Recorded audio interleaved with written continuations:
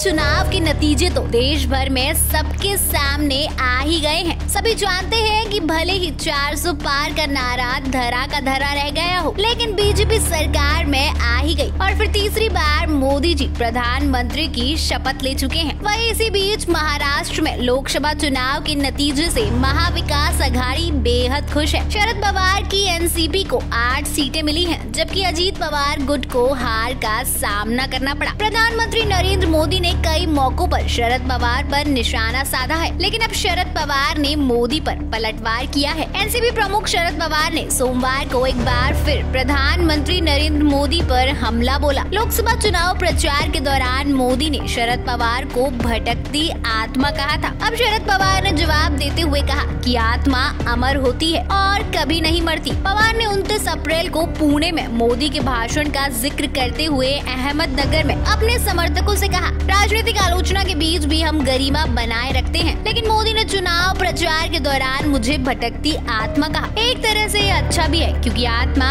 अमर है और यह आपको नहीं छोड़ेगी। यह रैली एनसीपी के 25वें स्थापना दिवस के अवसर पर और लोकसभा चुनाव में पार्टी के प्रदर्शन का जश्न मनाने के लिए आयोजित की गई थी। शरद पवार की पार्टी ने 10 सीटों पर चुनाव लड़कर 8 सीटें जीती हैं। अपने भाषण के दौरान पवार ने मोदी पर तीखा हमला बोला और कहा कि अब उनके पास लोगों का समर्थन नहीं है। वरिष्ठ नेता ने आगे कहा कि क्या उनके पास देश का जनादेश है। चुनाव परिणाम स्पष्ट रूप से दर्शाते हैं कि मोदी के पास बहुमत नहीं है और उन्होंने टीडीपी और जेडीयू का समर्थन लेकर सरकार बनाई है। एनसीपी प्रमुख ने आगे ये भी कहा कि मोदी ने राम मंदिर का राजनीतिकरण करने की कोशिश की, लेकिन लोगों ने इसे खारिज कर दिया। उन्होंने फैजाबाद निर्वाचन क्षेत्र में भाजपा की हार का जिक्र किया, जहां यह मंदिर स्थित है। दिग्गज राजनेता ने चुनाव प्रचार के दौरान अपने कार्यालय को मोदी सरकार कहने के लिए प्रधानमंत्री की आलोचना भी की। पवार ने कहा, अपनी सभी रैलियों में मोदी ने केंद्र सरकार को भारतीय सरकार नहीं कहा। उन्होंने मोदी सरकार और मोदी गारंटी शब्द का इस्तेमाल किया। आज ना तो मोदी सरकार है और ना ही मोदी गारंटी। इस देश के लोगों ने अपने वोट की ताकत से उन्हें दिखाया है कि यह केवल भारतीय सरकार होगी। दोस्तों, इस वीडियो में फिलहाल इतना ही। कैसी लगी आपको ये वीडियो कमेंट्स में जरूर बताएं।